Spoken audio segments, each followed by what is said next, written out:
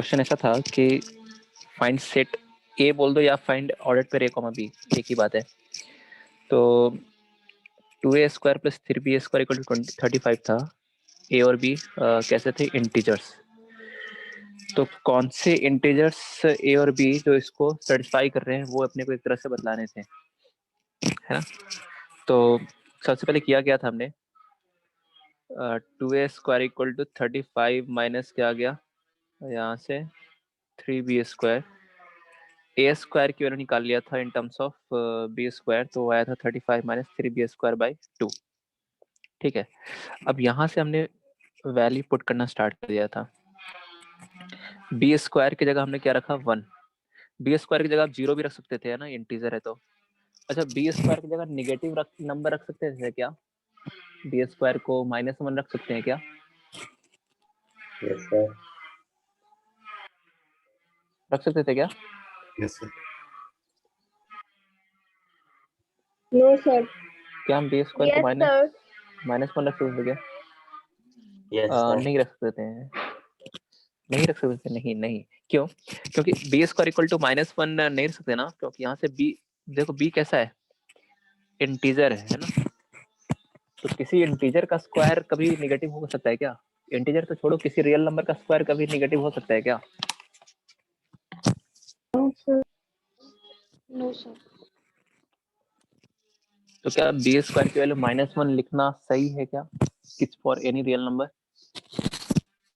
नहीं। No sir.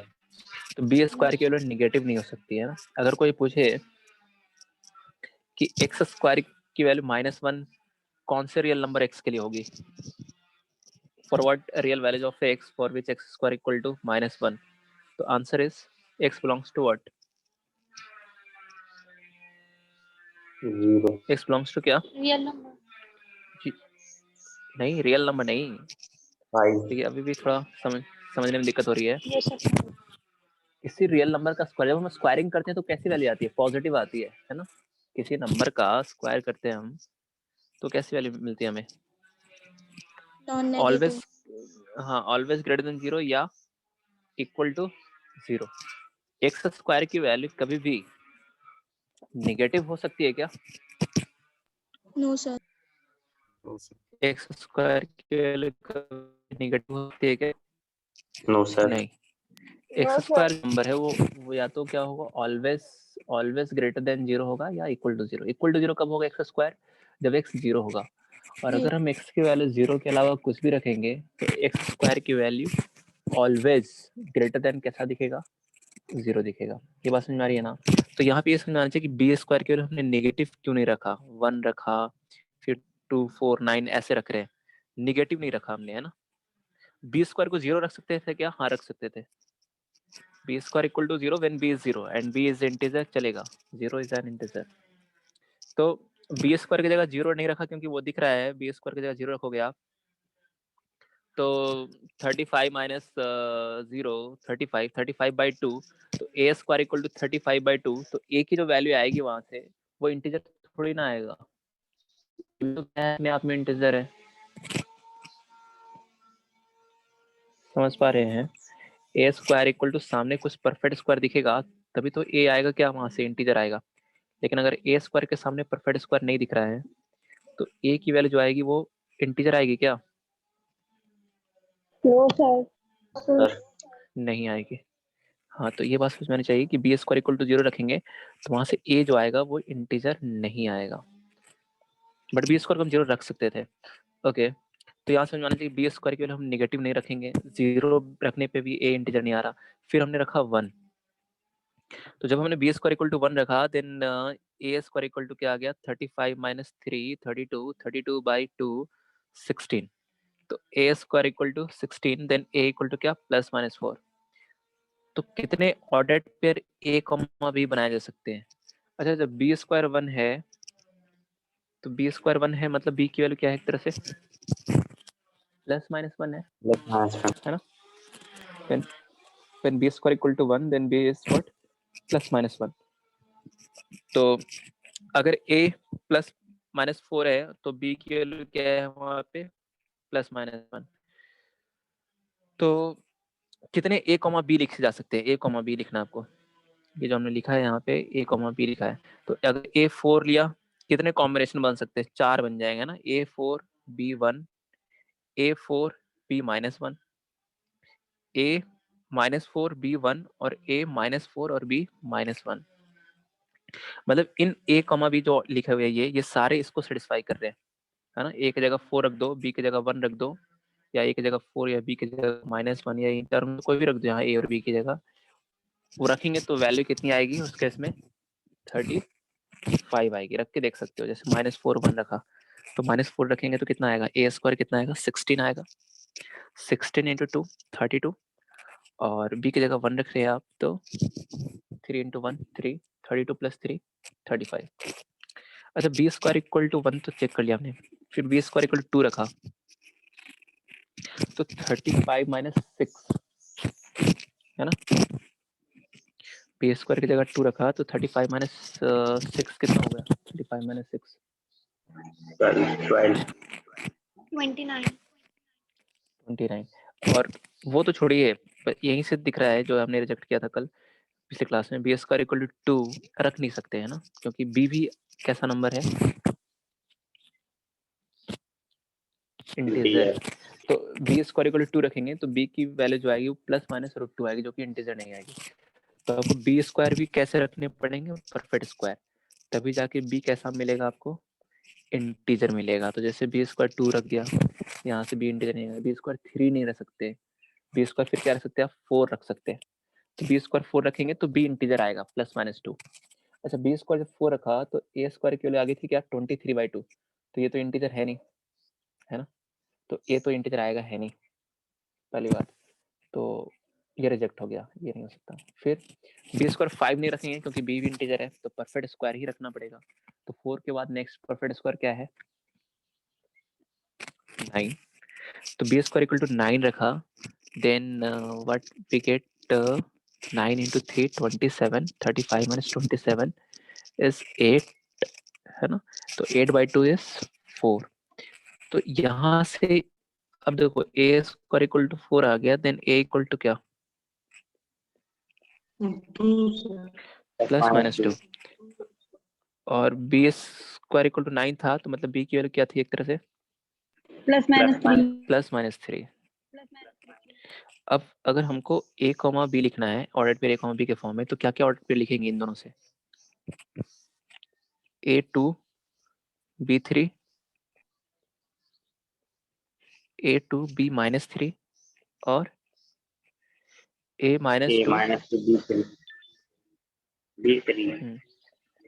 a-2 और b-3।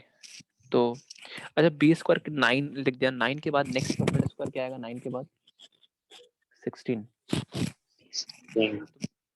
क्या हम बी स्क्वायर की जगह 16 रख सकते हैं? क्या हम बी स्क्वायर की जगह 16 रखेंगे तो 35 माइनस 48 हो जाएगा, जो कि नेगेटिव आ जाएगा ना।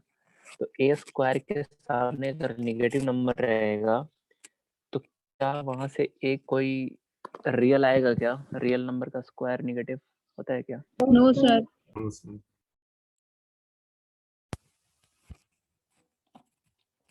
बताइए, a square equal to negative चलेगा क्या? नहीं चलेगा। तो इसका मतलब इसके आगे का हम कोई भी परफेक्ट स्क्वायर नहीं पुट कर सकते वहाँ पे, पहली बात। तो यही सिर्फ होंगे। तो कितने a, b होंगे जो इस सेट a में आ रहे होंगे और जो इसको सेटिस्फाई कर रहे होंगे? 4 तो ये हुए और 4 ये हुए, तो टोटल कितने ऑर्डर्ड पेयर्स हो गए? 8 हो गए, ऐसा। तो ये आपको यहाँ पे समझ में आना चाहिए, और उम्मीद करते हैं आया भी होगा। ठीक है, तो कल हम लास्ट क्लास में इंटरवल के बारे में देख रहे थे। इंटरवल का मतलब क्या होता है? इंटरवल, अगर ऐसा ये लिखा हुआ है, ये कौन सा इंटरवल है? ये लिखा हुआ है क्लोज्ड ओपन इंटरवल। ये वाला है ओपन इंटरवल, ये है क्लोज इंटरवल, है ना। और ये कोई इंटरवल वगैरह नहीं है, ये तो सेट लिखा हुआ है, डिस्क्रीट सेट बोलते हैं इसको, हाँ, जिसमें 1,3 लिखा हुआ, मतलब इसमें सिर्फ 2 ही एलिमेंट है। लेकिन ऐसे लिखा हुआ इंटरवल के फॉर्म में 1,3, इसका मतलब इसमें 2 नहीं है, इसमें इनफाइनाइट एलिमेंट्स है ना। इसमें इनफाइनाइट नंबर्स, रियल नंबर्स है। कौन से इनफाइनाइट रियल नंबर्स हैं इसमें?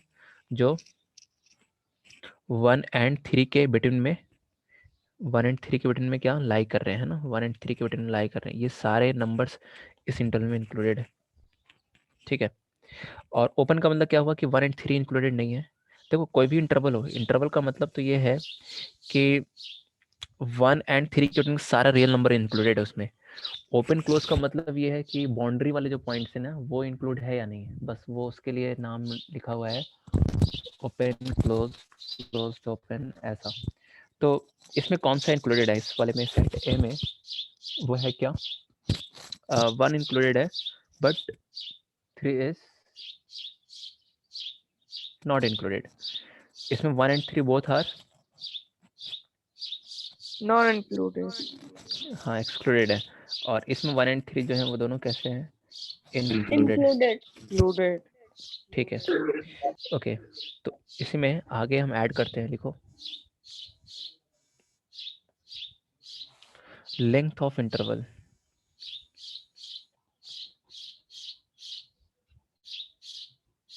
लेंथ ऑफ इंटरवल,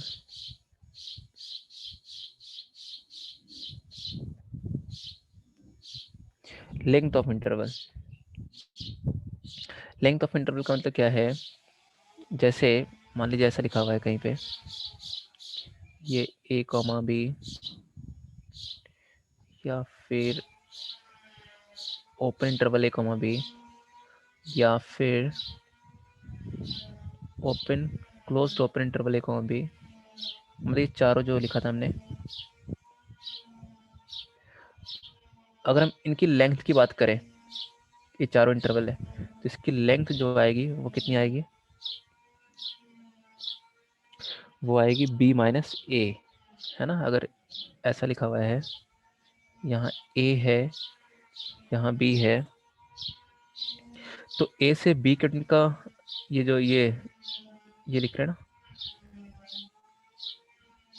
तो ये close interval a comma b की जो लेंथ आएगी वो कितनी आएगी, ये लेंथ कितनी है एक तरह से b माइनस ए, है ना। ऐसा नहीं सोचेंगे कि इसमें तो इसमें अलग आएगी इसमें अलग आएगी, नहीं, वो एक पॉइंट है ना, एक पॉइंट को इंक्लूड करे या ना करे उससे कोई फर्क नहीं पड़ता, ठीक है। तो जैसे एक मान लो क्लोज इंटरवल लिखा है 1,7, ओपन 7 पे ओपन है, तो इसकी लेंथ क्या है इस इंटरवल की, पहले ये बताइए। 6 है, b माइनस है 7 माइनस 1। और अगर इसी में हम एक्स्ट्रा क्वेश्चन पूछे कि इस इंटरवल में इंटीजर्स कौन कौन से हैं, 2 3 4 5 6 2 3 4 5 6, क्या 1 नहीं इंक्लूडेड है इसमें? 1 2 3 4 सर 1 2 1 3 2 4 5 3 4 5 6, मतलब नंबर ऑफ, अगर हम इंटीजर्स पूछते हैं इस इंटरवल में, देन आंसर इज 6, ठीक है। अच्छा, एक इंटरवल ऐसा लिखा हमने क्या कि इस तरीके से 2 कॉमा इन्फिनिटिव, है ना, इसको रियल नंबर लाइन पे ऐसे लिखते हैं, ये 2, तो 2 कॉमा इन्फिनिटिव का मतलब ये हो गया कि 2 तो इंक्लूडेड है, 2 से लेकर कहाँ तक जा रहे हैं आप, इधर इन्फिनिटी की तरफ। अच्छा, इन्फिनिटिव जो है ना, इन्फिनिटिव हो या माइनस इन्फिनिटिव हो, ये क्या है, इन्फिनिटिव क्या होता है, जस्ट अ सिंबल है, एक सिंबल है जो डिनोट करता है बहुत बड़े नंबर को, बट वो बड़ा नंबर क्या है, एग्जैक्ट वो नंबर क्या है वो हम बता नहीं सकते, है ना। तो infinitive is just a symbol which denotes a very very very very very large number, ऐसा। और वो लार्ज नंबर किसके बराबर है वो हम नहीं बता सकते, इसलिए इन्फिनिटिव या माइनस इन्फिनिटिव पे always we use open interval, क्योंकि वो किसी एक फिक्स्ड नंबर के बराबर नहीं होता है। ये एक सिंबल है जिसका मतलब होता है कि आप 2 से कहाँ जा रहे हैं, इन्फिनिटी की तरफ, लेकिन कहीं पे उसका एंड जो पॉइंट है वो नहीं है, बढ़ते ही चले जा रहे हैं। ऐसा जैसे माइनस इन्फिनिटिव है ना, इधर क्या होता है माइनस इन्फिनिटिव, इधर कहाँ, इधर किधर जा रहे हैं आप, प्लस इन्फिनिटी की ओर, और इधर अगर 2 से इधर जा रहे हैं आप लेफ्ट साइड, तो इसका मतलब माइनस इन्फिनिटी की ओर जा रहे हैं। तो माइनस इन्फिनिटी से लेकर प्लस इन्फिनिटी, पूरा नंबर जो कवर करते हैं हम, है ना, माइनस इन्फिनिटी से प्लस इन्फिनिटी, पूरा रियल नंबर लाइन पे, दैट इज सेट ऑफ क्या, real number. Set of real numbers. Capital R का मतलब क्या है यहाँ पे, सेट ऑफ रियल नंबर्स। और इस बात को भी लिख लेंगे कि एट इन्फिनिटी या minus infinity we will use what, कौन सा bracket, we Open. Will use close bracket.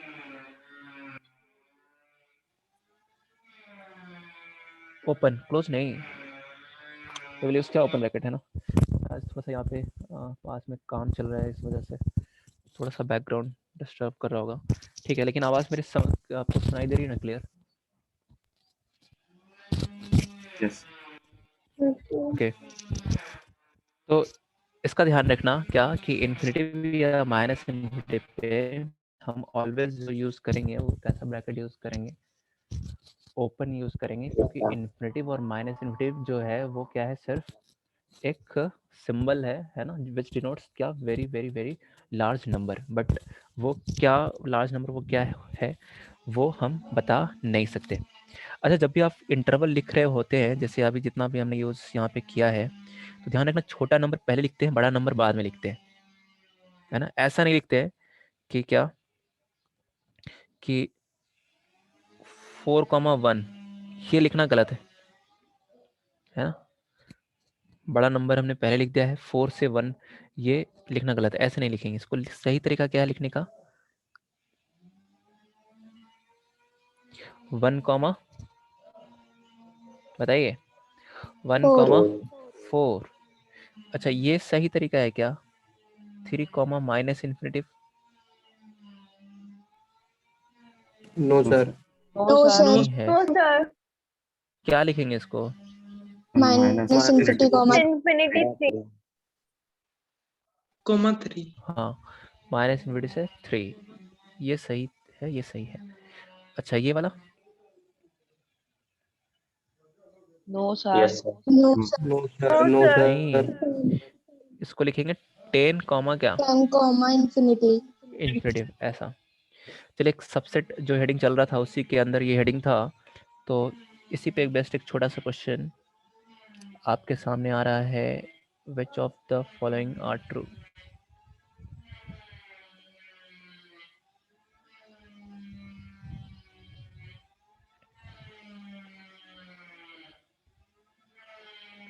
ठीक है, option A 3,7, this interval is a subset of, मतलब this set is a subset of 2,10. Option B 0, infinitive. अच्छा, एक से ज़्यादा करेक्ट हो सकते हैं इसमें, है ना, 4 से इन्फिनिटिव। And option C 5,7।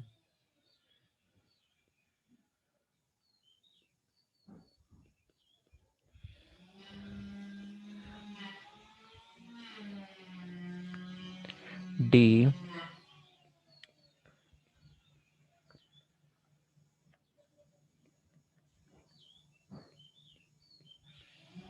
2.9,8।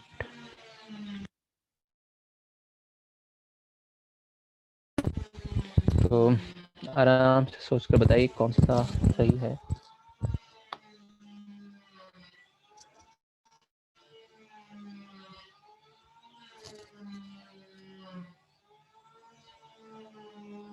अगर दिक्कत सर हुई तो true number line false, true false. बना लेंगे। सर A true है। A sir true. True false, A true true है फॉल्स, और ट्रू फॉल्स फॉल्स, भी। ट्रू फॉल्स मतलब ए ट्रू है, B false, C true, D false, ऐसा बोल रहे हैं। Okay Yes, sir. ठीक Yes, है, sir. और कोई आंसर?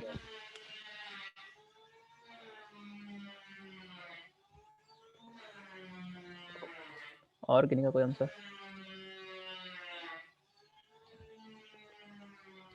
सर ए ट्रू है बाकी फॉल्स है। Sir, A only A true. अच्छा, ये ट्रू है, बाकी फॉल्स है। ओके ठीक है, तो इसका जो सही आंसर है वो यही है, ए ट्रू है, ये बाकी सब। false है। अच्छा, यही फॉल्स है।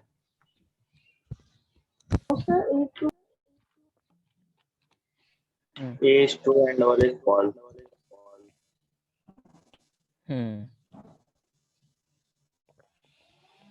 देखो, तो करेक्ट आंसर इज ये ऑप्शन ए। ए जो है ट्रू है, बाकी सब फॉल्स है, यही इसका सही आंसर है। कैसे देखिए,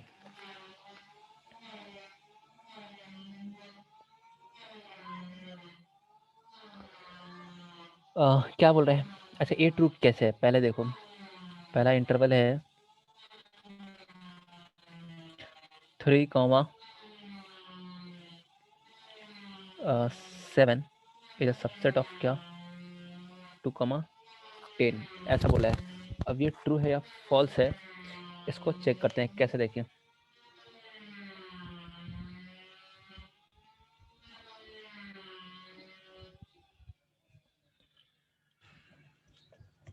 कौन कौन से नंबर इन्वॉल्व है इसमें? 2,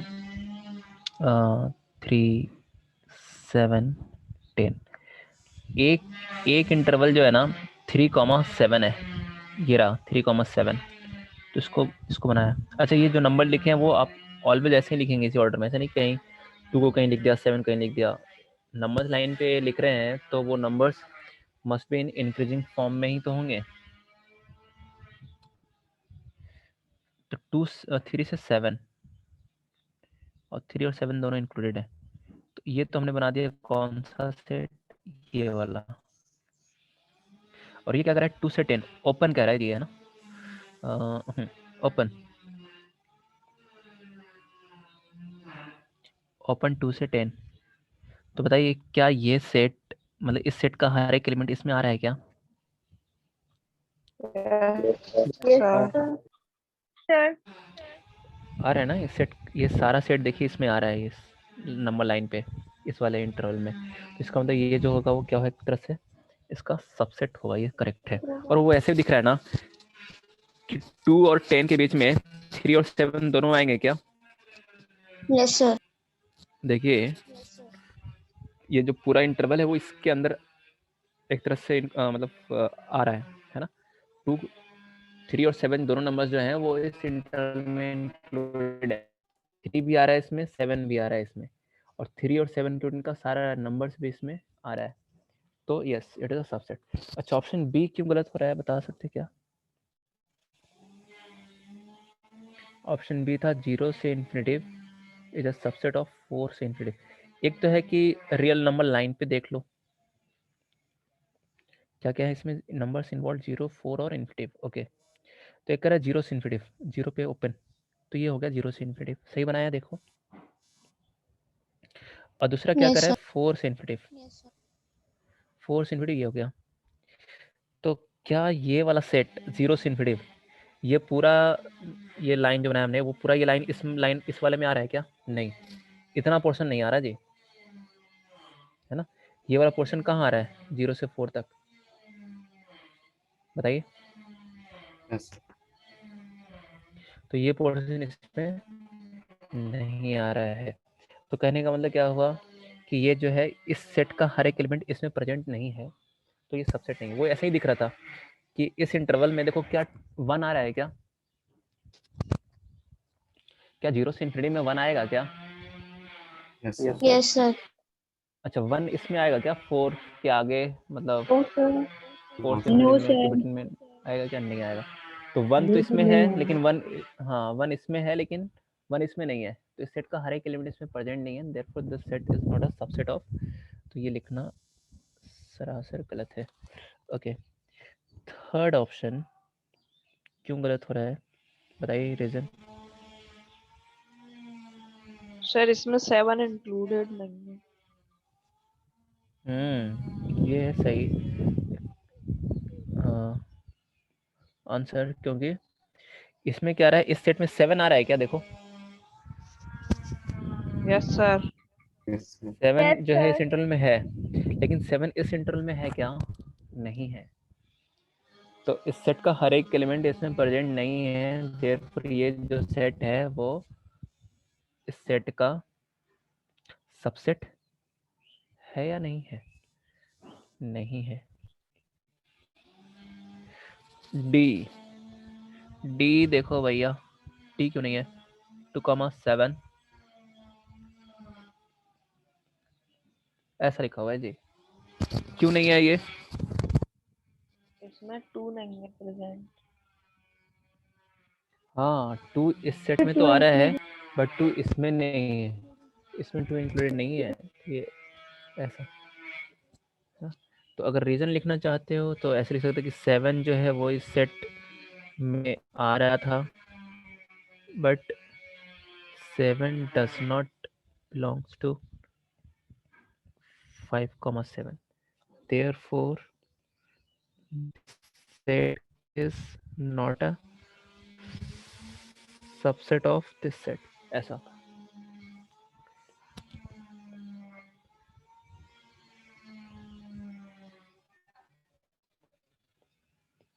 next heading is power set.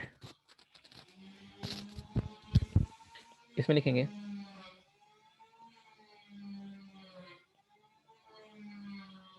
the set of all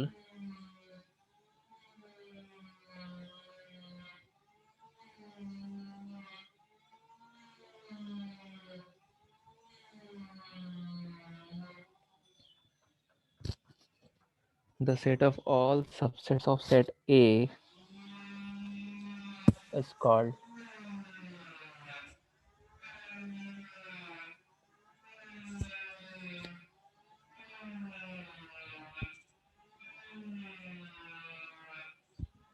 power set of A and is denoted by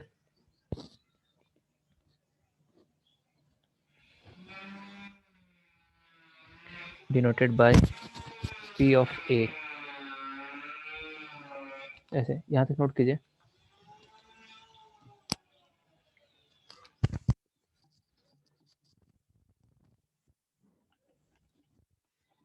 Yes, sir.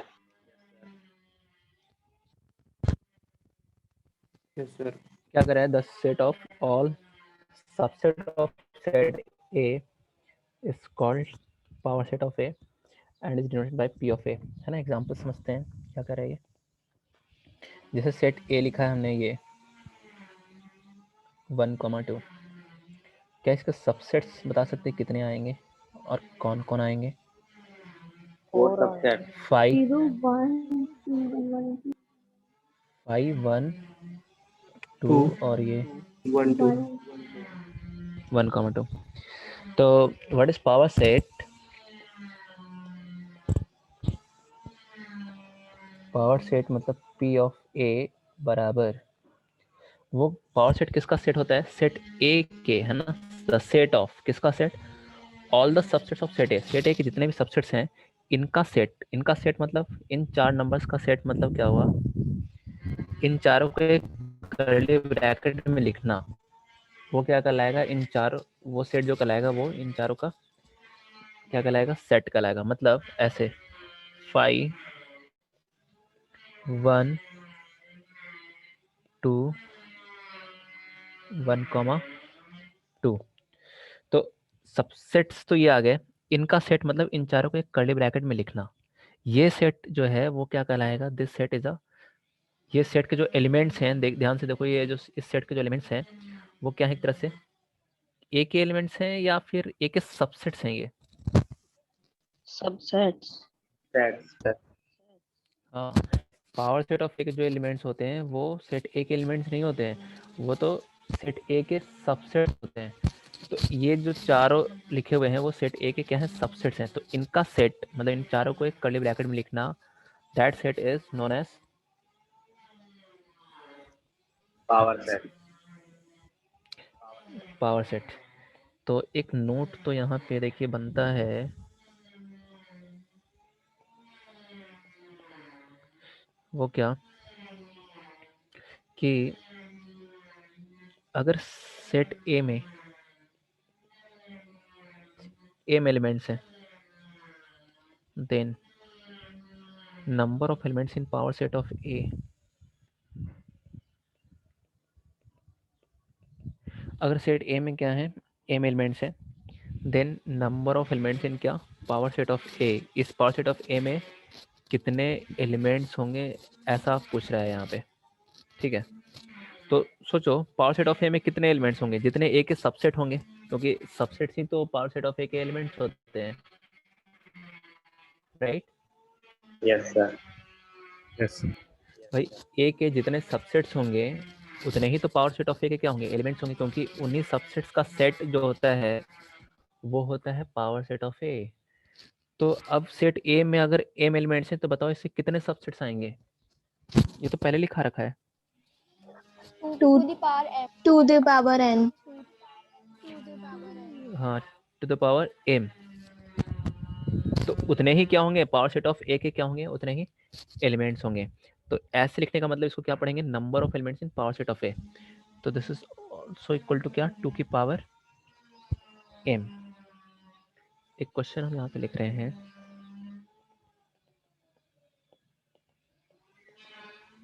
Right power set of the set ए बराबर ये है 5, मतलब, और ये इस सेट का हमें क्या लिखना है, एक तरह से पावर सेट लिखना है जी। ठीक है, तो right power set of the set this, ऐसा।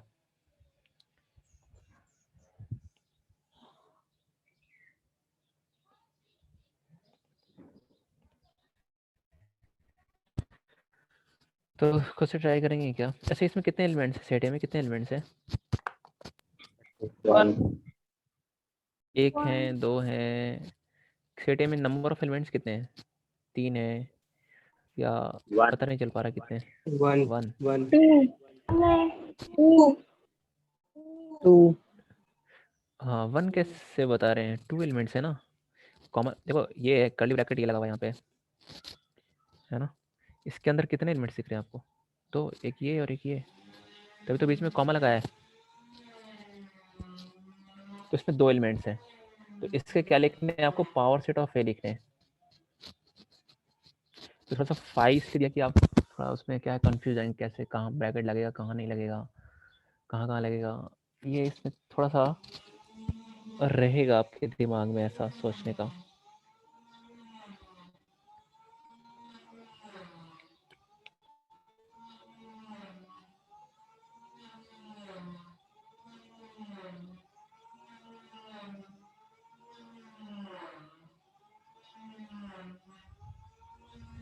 देखिए लिख पा रहे हैं क्या सबसेट्स, देखो सेट ए क्या गिवन है, सेट ए जो गिवन है वो क्या गिवन है, 5, सेट ए के 2 एलिमेंट्स है 5 और एक ये 5 का सेट, ऐसा। तो अगर किसी को कंफ्यूजन हो रहा है ना, देखो एक तो है कि डायरेक्ट लिख सकते हैं, और अगर कंफ्यूजन हो रहा है तो दूसरा तरीका बताते हैं आपको। डायरेक्ट कैसे, पावर सेट ऑफ क्या होता है, it is the set of subsets of all the elements of set ए, है ना। तो सेट ए के जितने भी सबसेट्स होंगे उनका सेट जो होगा that is power set of A. तो इसमें देखो 2 एलिमेंट है, ये ऐसा ही है, ये ऐसे इसमें 2 एलिमेंट था ना, तो पहले क्या लिखा आपने 5, फिर क्या लिखा, एक एलिमेंट को लेकर सेट बना दिया, मतलब उसको कर्ली ब्रैकेट में लिख दिया, और फिर ये पूरा लिख दिया सेट। वैसे यहाँ पे भी अगर समझ सकते हो डायरेक्ट, तो पहले लिखा हमने 5, फिर एक एक एलिमेंट को लेकर सेट बनाया, मतलब उनको कर्ली ब्रैकेट में लिखा ऐसे, इस वाले एलिमेंट को, फिर इस वाले एलिमेंट को ऐसे,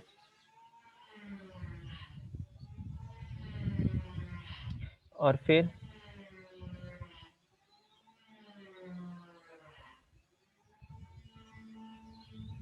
ये पूरा सेट लिखा और ये ब्रैकेट। तो थोड़ा सा यहाँ पे ब्रैकेट्स ज़्यादा दिख रहे होंगे आपको, है ना, उसमें कंफ्यूज नहीं हो जाना है।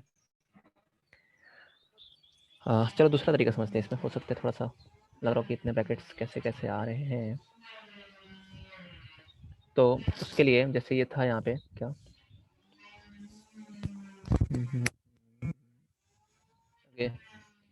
ए बराबर लिखा हुआ है 5, ये लिखा हुआ है। तो ऐसा करते हैं, इसको थोड़ी देर के लिए ए बोल देते हैं, इस वाले एलिमेंट को हमने बी बोल दिया, चलेगा। तो सेट ए में अब कौन से दो एलिमेंट दिख रहे हैं आपको, ए कॉमा बी।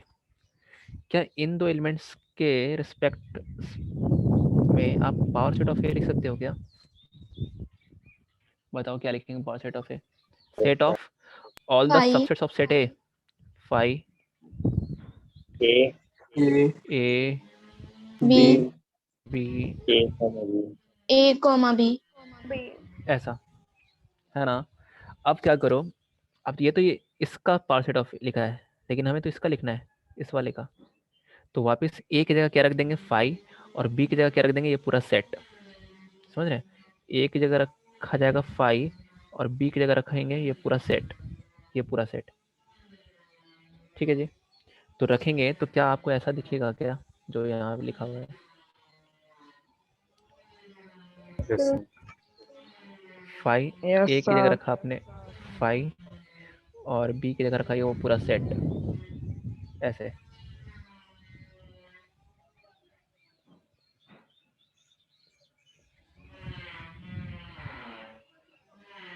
ऐसा, तो वही चीज़ लिखा हुआ है यहाँ पे। तो एक तो है कि आप डायरेक्ट, अगर आपको कुछ समझ में आ रहा है तो ठीक है, नहीं तो अगर एलिमेंट ऐसे लिखे हुए सेट के फॉर्म में है कुछ, तो थोड़ी देर के लिए उसको एक को ए बोल दो, दूसरे को बी बोल दो, इसके करस्पॉन्डिंग लिखो आप, और फिर ए की जगह रख दो फाई, और बी की जगह जो जिसको आप दूसरे एलिमेंट को जो बी माना है अपने, उसकी जगह बी रख दो, ऐसा।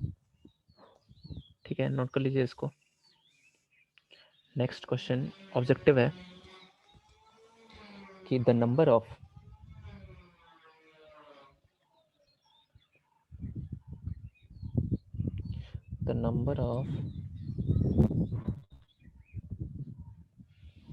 subsets of the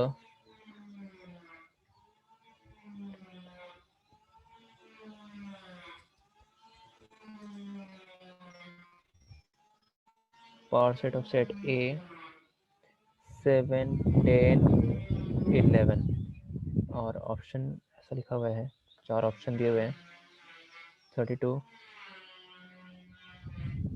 16, 64, 256।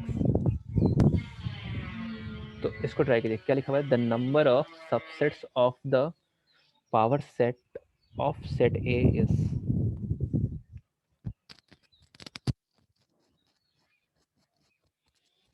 कौन सा ऑप्शन करेक्ट है? 64.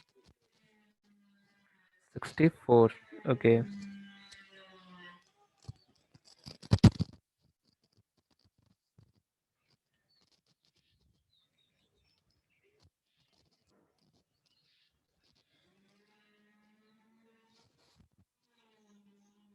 सबका आ रहा है 64?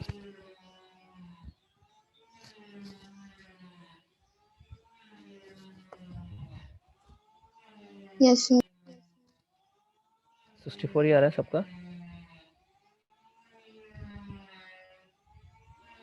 256. Yes, sir. 256. 256 आ रहा है, ओके। मतलब सी और डी में ही आ रहा है ना, कुछ का सी आ D रहा है for D. और कुछ का डी आ रहा 256. Sir, 256. है। हाँ, तो इसका जो करेक्ट आंसर है वो है 256। कैसे, देखिए, सेट ए क्या लिखा हुआ है, 7, 10 और 11। ठीक है, सेट ए में नंबर ऑफ एलिमेंट्स की अगर हम बात करें, number of elements in set ए वो कितना है, 3 है। तो अगर सेट ए में 3 एलिमेंट्स हैं तो पावर सेट ऑफ ए में कितने एलिमेंट्स आएंगे? 8. 2 की पावर 3, 8।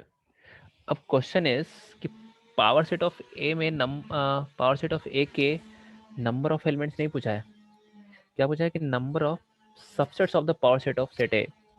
मतलब पावर सेट ऑफ ए में जितने भी एलिमेंट्स आ रहे हैं उसके सबसेट्स में कितने एलिमेंट्स आएंगे ये पूछा है। पावर सेट ऑफ ए के सबसेट्स में नंबर ऑफ एलिमेंट्स कितने होंगे ये पूछा है। तो पावर सेट ऑफ ए में अगर 8 एलिमेंट्स हैं तो number of subsets of power set of A कितना होगा?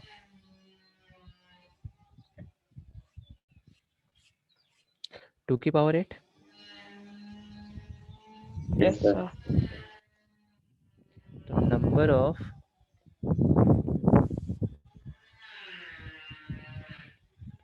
Power set, sorry number of subsets,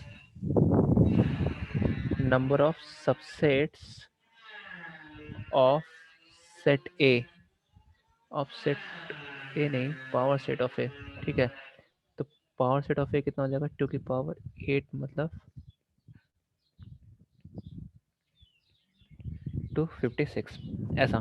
अगर सेट ए में 8 एलिमेंट्स हैं तो उसके सबसेट्स में कितने होंगे? 2 की पावर 8। तो 2 की पावर 8 मतलब कितना हो जाएगा? 256। तो ये क्वेश्चन समझ में आना चाहिए, है ना, कि पावर सेट ऑफ ए के कितने सबसेट्स होंगे ये पूछा है क्वेश्चन। तो सबसे पहले आपको फाइंड करना पड़ेगा पावर सेट ऑफ ए में कितने एलिमेंट्स हैं। तो जितने एलिमेंट्स होंगे तो उसके सबसेट्स क्या होंगे? 2 की पावर में आ जाएंगे वो, बस। Okay, next type is universal set.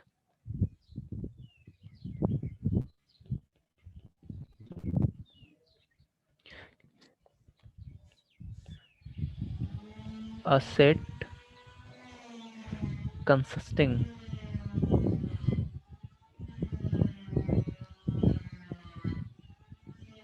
लिखेंगे हमारे साथ, a set consisting of all possible elements, a set consisting of all possible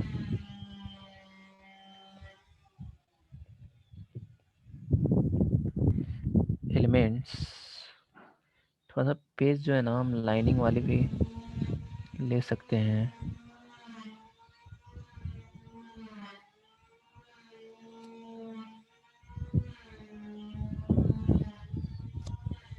A set consisting of all, सही लग रहा है ये? All Yes, sir. set consisting of all possible elements which occur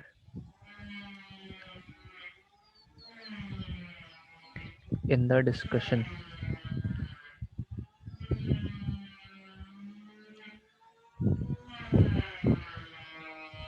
is called a universal set. Is called a universal set and is denoted by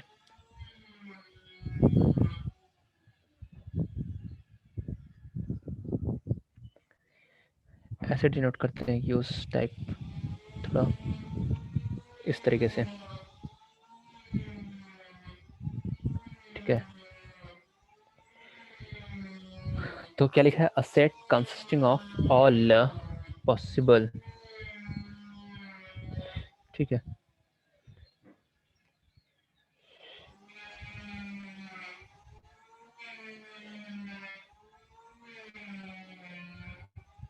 सही लग रहा है? Yes, sir. Yes, sir. Okay. So a set consisting of all possible elements which occur in the discussion is called a क्या? Universal set and is denoted by क्या? ये U, capital U। और थोड़ा सा स्टाइलिश बना देंगे इसको आप, ऐसा समझने की, मतलब ऐसे डिनोट करते हैं, थोड़ा फर्क पड़ना चाहिए क्योंकि अभी हम U एक और इसको भी सिंबल करते हैं, A यूनियन B अगर आगे पढ़ेंगे तो यूनिवर्सल सेट और उसमें थोड़ा सा डिफरेंस रखना है। ऐसा जैसे क्या करें डेफिनेशन कि अगर सेट ए लिखा हुआ है 1, 2, क्या 3 and set B is 2, 4, 5, 6 है ना।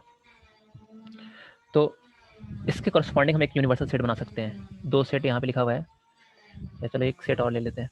सेट C बराबर 5, 6, 7, 8 ऐसा। देन इनके कॉरस्पॉन्डिंग हम क्या बना सकते हैं, यूनिवर्सल सेट। यूनिवर्सल सेट में कौन से एलिमेंट्स आएंगे, वो सारे एलिमेंट्स आएंगे, वो all possible elements which occur in the discussion. मतलब जितने अगर 3 सेट यहाँ पे है तो इन तीनों सेट में जो जो एलिमेंट्स इन्वॉल्व हैं वो सारे किस में प्रेजेंट होने चाहिए, यूनिवर्सल सेट में होने चाहिए। यूनिवर्सल सेट मतलब सबसे बड़ा सेट जो सारे सेट को कंटेन कर रहा हो, ऐसा। मतलब यू में बताओ आप कौन कौन से एलिमेंट हमें लिखना पड़ेंगे। 1 1 से लेके 8 तक। हाँ 4, 5, 1 2 है। 6, 7। अच्छा ये इतना तो मिनिमम है। अच्छा इसके अलावा भी हो सकते हैं एक्स्ट्रा कुछ भी। मतलब a set consisting of all possible elements which occur in the क्या discussion is called a क्या universal set and is denoted by this symbol। और इस इतना तो मिनिमम रिक्वायरमेंट है कि अगर सेट ए बी सी ये 3 लिखे हुए हैं तो ए बी सी में जो जो एलिमेंट्स आ रहे हैं वो सारे यू में प्रेजेंट होने चाहिए, लेकिन उसके अलावा एक्स्ट्रा भी एलिमेंट्स आपको उसमें देखने को मिल सकते हैं। ठीक है, मतलब एक तरह से ऐसे कह सकते हैं कि जितने भी सेट होंगे वो सारे यू के क्या होने चाहिए, सबसेट होने चाहिए। समझ में आ रही है बात? Yes sir. Yes, Yes, sir. sir. Okay, और next heading is related to this Venn diagram.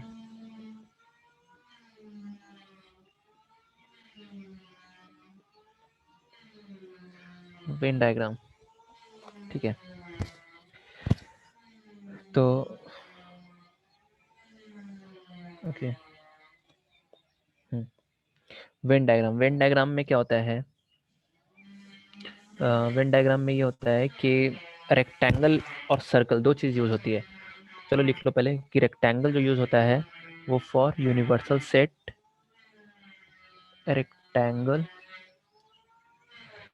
Is used for क्या,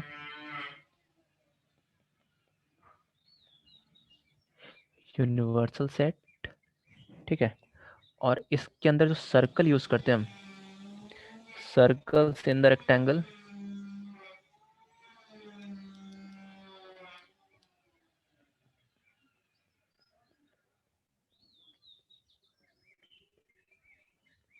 circles in the rectangle for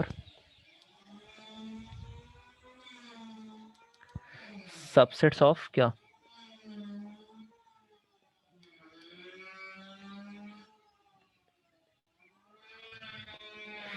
universal set. क्या है कहने का मतलब, अभी क्लियर हो जाएगा कि जैसे यहाँ पे हमने एक रेक्टेंगल बनाया,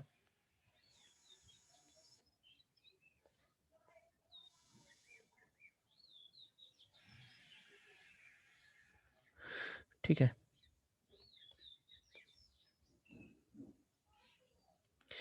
ठीक है, ये rectangle, this rectangle is used for क्या, विच सेट, यूनिवर्सल सेट। और रेक्टेंगल के अंदर जो हम बनाएंगे सर्कल्स, अब यहाँ पे देखो कितने सेट यहाँ पे लिए हमने, ए बी सी 3 सेट लिए हैं, तो हम कितने कितने बनाएंगे सर्कल, 3 सर्कल्स,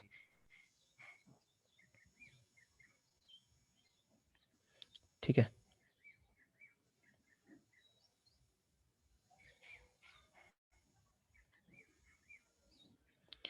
और थर्ड ऐसा बना दिया। तो अब ये है सेट ए, ये सेट बी और ये सेट क्या, सी। अब देखो एलिमेंट को कैसे लिखेंगे, है ना। ये जो सर्कल है वो क्या रिप्रेजेंट कर रहे हैं, सर्कल इज यूज्ड फॉर क्या, सबसेट्स ऑफ यूनिवर्सल सेट। जितने भी सेट है ना उनके लिए सर्कल यूज करेंगे और ये रेक्टेंगल इज यूज फॉर क्या, यूनिवर्सल सेट। तो अब बताओ मुझे सेट ए में कौन कौन से एलिमेंट्स दिख रहे हैं आपको? 1 2 3, तो 1 2 3 है ना, तो 1 2 3 है, तो यहाँ लिखा 1।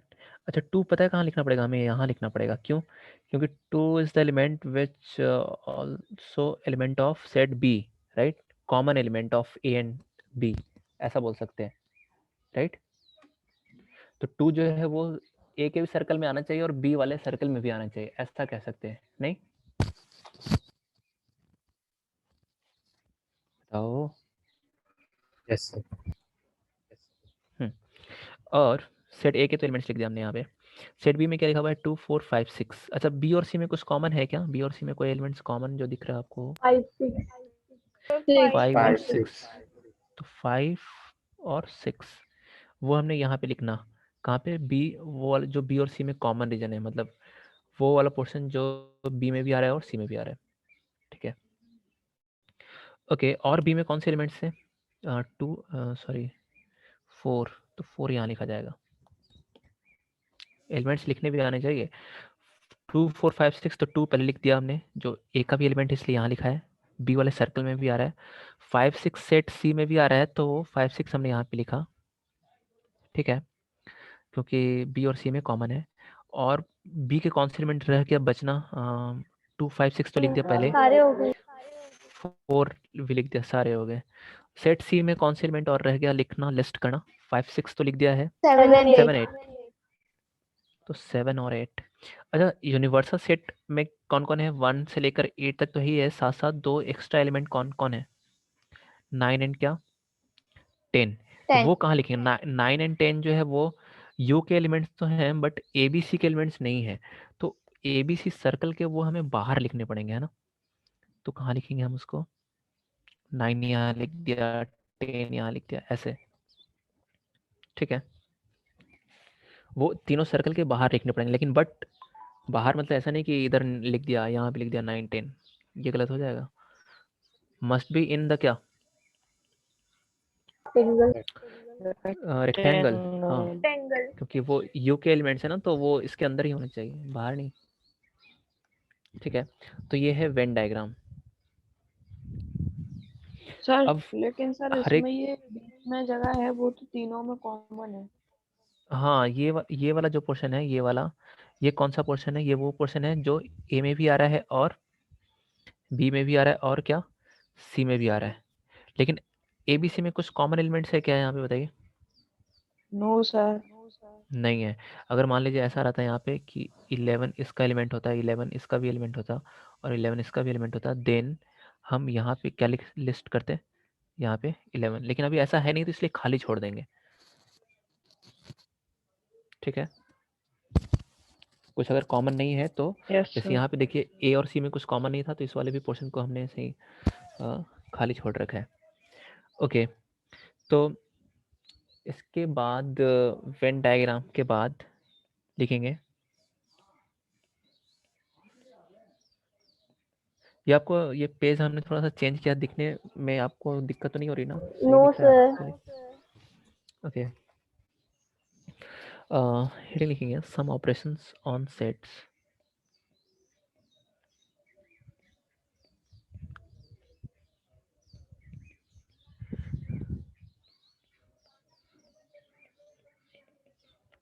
सम ऑपरेशन ऑन सेट्स, ठीक है।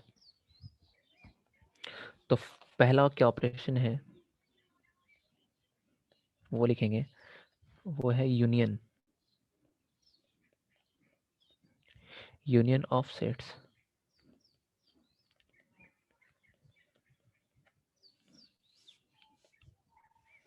इसमें लिखेंगे पहले क्या होता है, यूनियन ऑफ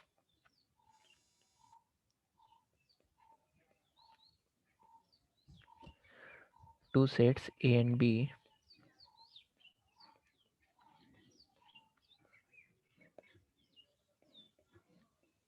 हालांकि छोटे बच्चों में पहले स्टार्टिंग में यही लाइन वाली ही पेज मिलती है उनको, वो हैंड राइटिंग के लिए, सही के लिए नहीं। union of two sets A and B is the, इसका मतलब ये नहीं कि हमने खुद की हैंड राइटिंग हमारी अच्छी हो इस वजह से ये हम यूज़ कर रहे हैं, ऐसे ही चेंज कर दिया। Union of two sets A and B is the set of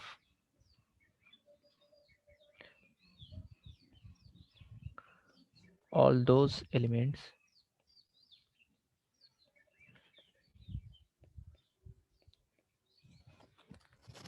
which are either in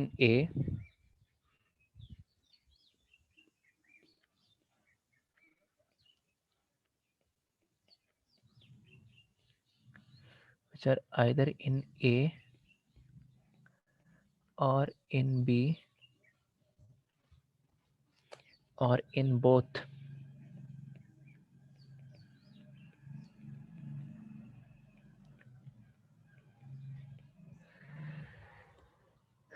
it is denoted by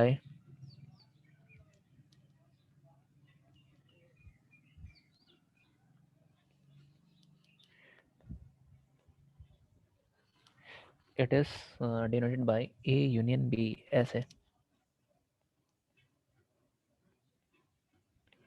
ये सिंबल होगा यू टाइप का। तो इसलिए यूनिवर्सल सेट और इसमें थोड़ा सा डिफरेंस रखने के लिए वो हमने थोड़ा वो ऊपर कर दिया था यू में, उसका ध्यान रखेंगे। तो what is A union B?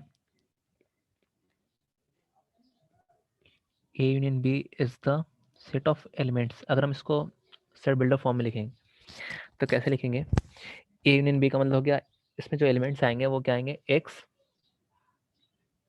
ठीक है। कौन सा एलिमेंट आएगा? एक्स, और एक्स किसका एलिमेंट होगा? आइदर इन ए और इन क्या? बी। या तो वो ए का एलिमेंट होगा या बी का एलिमेंट होगा। जैसे फॉर एग्जांपल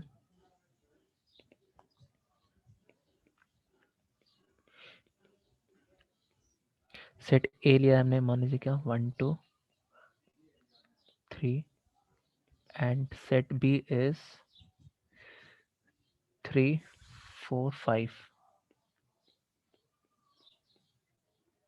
ठीक है। We have to find A union B. तो ए यूनियन बी में कौन से एलिमेंट आएंगे? क्या है definition? Union of two sets A and B is the set of all those elements which are either in A or in B or in both A and B. तो या तो वो ए का एलिमेंट होना चाहिए या बी का, या दोनों में प्रेजेंट है वो, है ना। तो ए एंड बी में कौन से एलिमेंट लिखने हैं आपको? ए के भी लिखने हैं एक तरह से, बी के भी लिखने हैं, और जो दोनों में कॉमन है उसको भी लिखना है। लेकिन ध्यान रहे when we are listing the elements in the set, then repetition is not allowed of any element, right? तो बताइए कौन से एलिमेंट लिखेंगे? ए एंड बी में क्या होगा? सेट ए के भी एलिमेंट्स लिखना है आपको, सेट बी के भी एलिमेंट्स लिखना है, लेकिन कॉमन एलिमेंट्स एक ही बार लिखना है ना? कौन से लिखने हैं? या तो वो ए का एलिमेंट होना चाहिए या वो बी का एलिमेंट होना चाहिए या दोनों का होना चाहिए, ऐसा। तो 1 2 3 के बाद क्या लिखेंगे? 4 5 5 4 5 4 एंड 5, है ना। 3 को रिपीट नहीं करेंगे दो बार, ऐसे नहीं। 3 यहाँ भी लिख रहा है, 3 यहाँ भी दिख रहा है, तो इसलिए ओके। और इसी में अगर हम इसको वेन डायग्राम में शो करना चाहें, किसको? ए यूनियन बी को, देन कैसे शो करेंगे वो देखिए।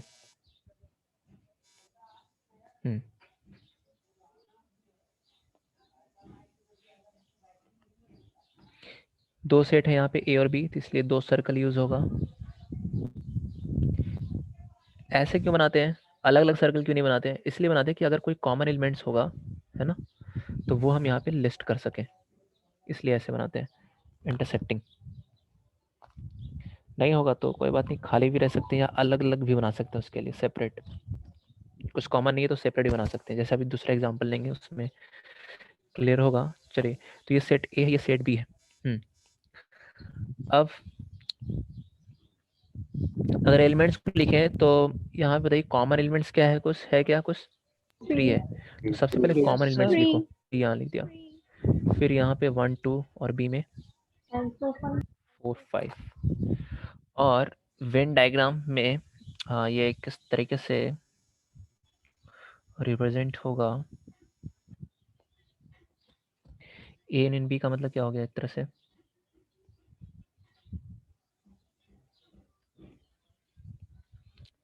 पूरा सेट ए और पूरा सेट क्या बी, ऐसा ये पूरा रीजन जो है वो क्या शो कर रहा है, ए यूनियन, पूरा shaded region A union B को, ऐसा।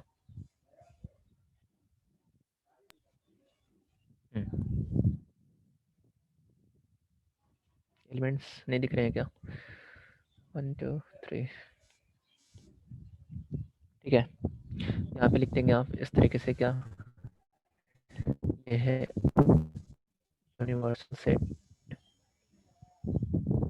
और ये सेट ए एंड बी और इसके एलिमेंट्स ये, तो ये पूरा जो है सैडेड रीजन हमें क्या है, A union B. Second example अगर हम लें, सेट ए मान लीजिए ऐसे लिया हमने 1 2 3 और सेट बी ले लिया क्या 4 5 6, कुछ कॉमन दिख रहा है क्या इन दोनों में? No No, sir. sir. नहीं, No, sir. तो कुछ कॉमन नहीं है, तो उसके लिए जो हम सर्कल बनाएंगे सेपरेटली बनाएंगे, ठीक है। सेपरेटली मतलब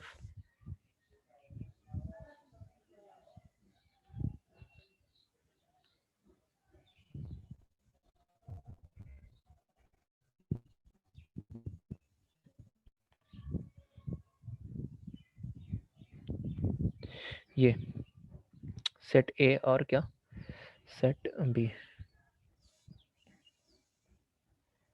अलग अलग बनाया,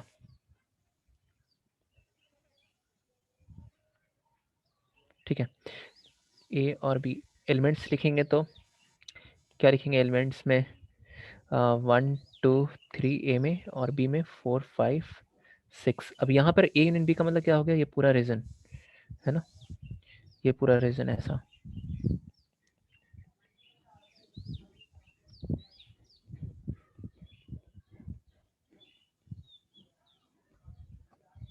ठीक है।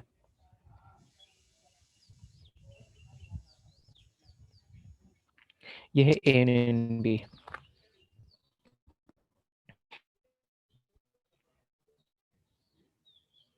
तो इसको बना लेंगे।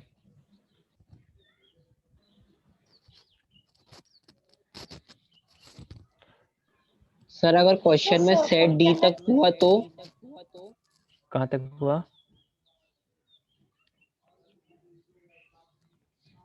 कहाँ तक हुआ क्वेश्चन में? सर सेट डी तक।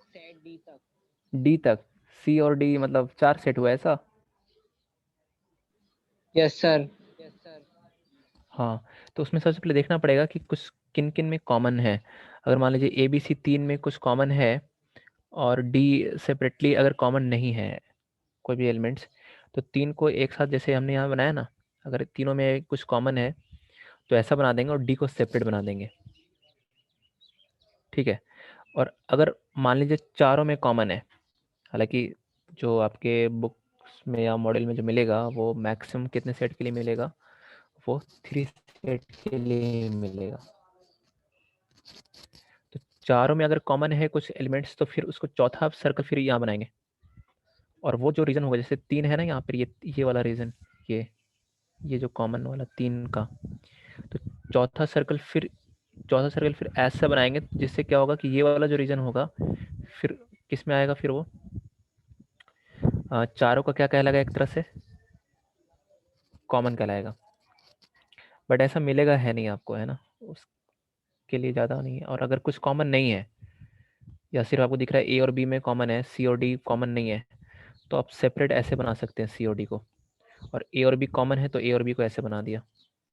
तो अगर 4 सेट है तो एलिमेंट्स को देख लो, क्या चारों में कुछ कॉमन है या किसी 2 में है या किसी 3 में है या चारों में कुछ भी कॉमन नहीं है, ऐसा एलिमेंट्स को देखकर बना सकते हैं। बट आपको मिलेगा आपके बुक्स ओके में, बता सर। दें अभी भी, मिलेगा ज़्यादा से ज़्यादा कहाँ तक मिलेगा? For 3 sets. ठीक है, चलो एक जाते जाते क्वेश्चन लिख जाओ, घर से कर लाना इसको होमवर्क में।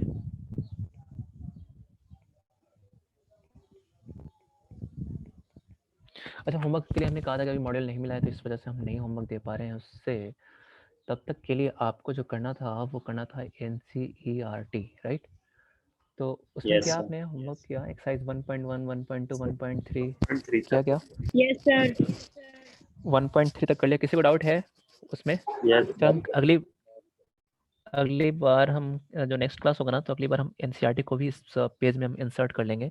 फिर कोई डाउट्स होगा आपके तो हम पूछ लेंगे एक बार उससे। तो जिन्होंने अभी तक ट्राई नहीं किए हैं उनको एक बार और मौका मिल रहा है ट्राई करने का, तो वो ट्राई कर लीजिए। और एक साथ नेक्स्ट क्लास में NCERT को हम यहाँ पे इस इंसर्ट करके इस पेज में आपसे पूछ कर कौन सा डाउट है कौन सा नहीं है वो डिस्कस कर लेंगे। चलेगा? Yes, sir. yes, sir. ठीक है। Yes, sir. Yes, तो sir. बाकी फिर अभी तब तक के लिए आप वो कर लेंगे। कौन सा? NCERT से होमवर्क कीजिए। बाकी अब मॉड्यूल मिलेगा जब तीनों सब्जेक्ट का एक साथ, तो वहाँ से होमवर्क बता देंगे क्या करना है।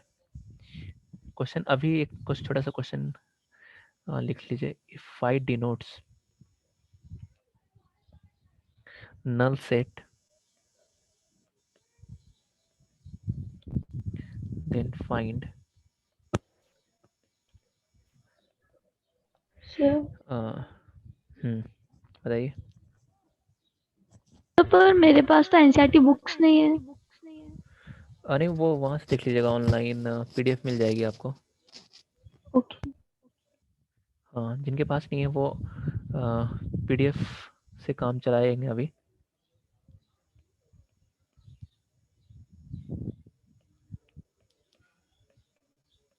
तो ये है B पार्ट इसका। C पार्ट इज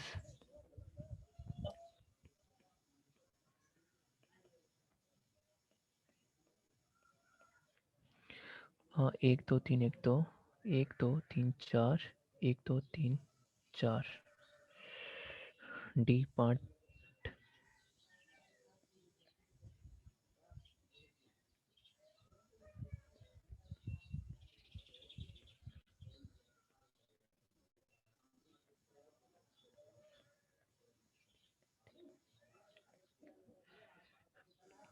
ठीक है।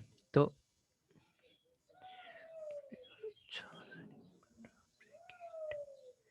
ये हो गया 1 2 3 4 5 2 3 4। ठीक है, तो इसे ये एक ट्राई करना है आपको।